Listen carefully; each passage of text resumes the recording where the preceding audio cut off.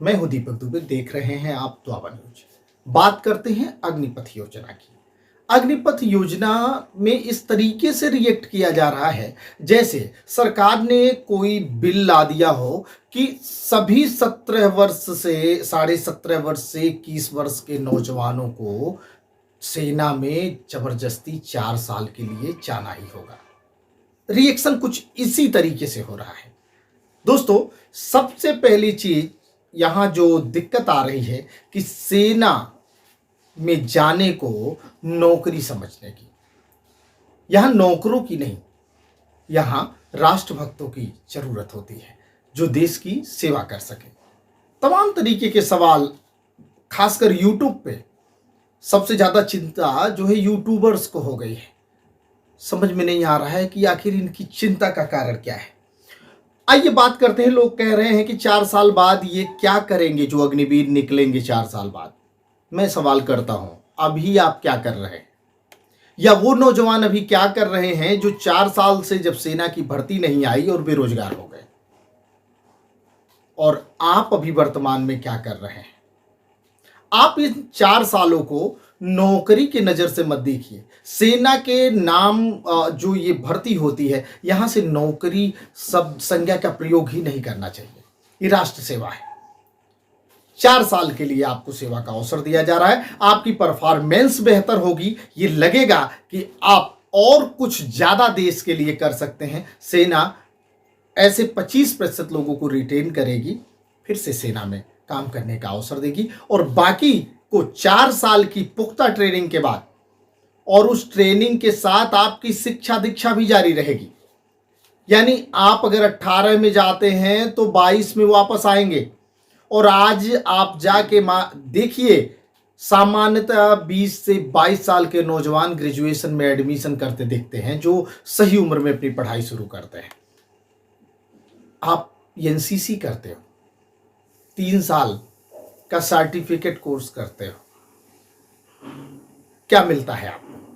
यहां तो 4 साल में आपको पैकेज मिल रहा है, पूरी फैसिलिटी मिल रही है, ट्रेनिंग मिल रही है, शिक्षा दीक्षा चल रही है। उसके बाद सरकार ने यह भी बोल दिया है कि ये जो नौजवान निकलेंगे, इन्हीं में से अर्धसैनिक बलों की भर्ती की जाएगी। उनको वहां भी मौका दिया जाएगा। आपकी फिटनेस सही है और आप आगे काम करना चाहते हैं तो आप जाइए। हर, चाहे सरकारी विभाग हो या प्राइवेट कंपनियां हो, सबको ट्रेंड अनुशासित लोगों की जरूरत है।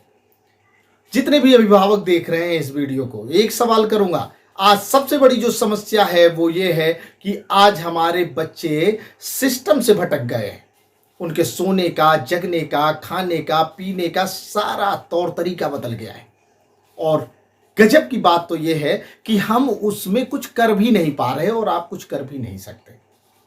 आप इस नजरिए से थोड़ा देखने का प्रयास करिए कि हम अपने बच्चे को 4 साल के लिए अगर इस सिस्टम में भेज देते हैं तो 4 साल में उसकी शिक्षा दीक्षा प्रभावित नहीं होगी। वो उतना बढ़िया पढ़ेगा जितना बढ़िया आप यहाँ पढ़ा रहे थे, उससे बढ़िया लेवल का नॉलेज वो लेके निकलेगा। और 4 साल के अंदर उसके सोने का, उठने का, बैठने का, क्या खाना है, क्या नहीं खाना है, हमारी जीवन शैली कैसी होनी चाहिए, इसकी बाकायदा ट्रेनिंग हो जाएगी।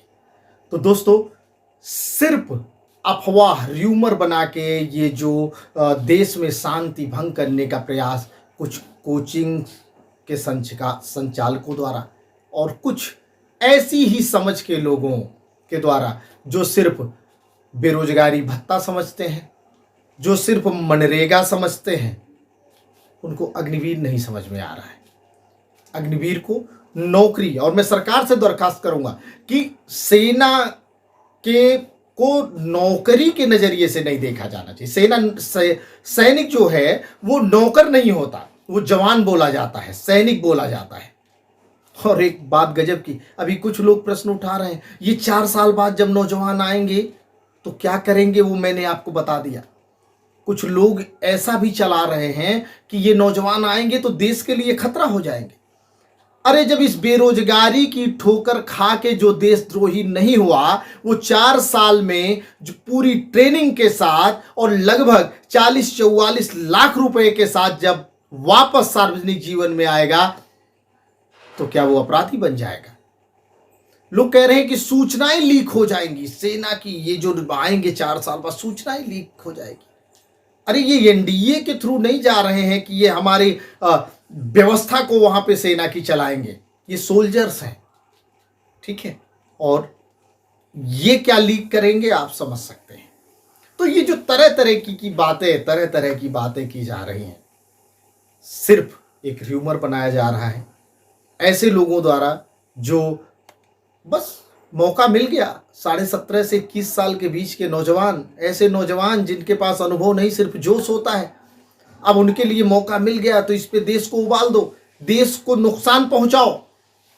ये जो एक एक ट्रेन की बोगियां जली हैं, इनकी कास्ट क्या आती है, लागत क्या आती है, शायद आप जब इसको पता करेंगे तो आपके होश उड़ जाएंगे। कौन है ये लोग? ये अपराधी हैं और इनके ऊपर बाकायदे मुकदमा दर्ज किया जाना चाहिए और इनका एकेडमिक कैरियर खत्म किया जाना चाहिए। जो मुझे लगता है इनका आधार कार्ड ब्लैकलिस्टेड किया जाना चाहिए। ऐसे लोग सेना में क्या, ऐसे लोग तो प्राइवेट संस्थानों में काम करने योग्य नहीं है, जो सरकारी संपत्ति को नुकसान। आप विरोध करिए, लोकतंत्र में विरोध का सबको अधिकार है। हमको मौलिक अधिकार मिला है कि हम अपनी अभिव्यक्ति लोगों के सामने करें, अपना रिएक्शन करें, हमको विरोध का भी अधिकार। लेकिन विरोध का अधिकार आपका है सरकार की या जनता की संपत्ति, ये जो सरकारी संपत्ति है, जनता की संपत्ति, इसको नुकसान कर पहुंचाने का अधिकार आपको नहीं है।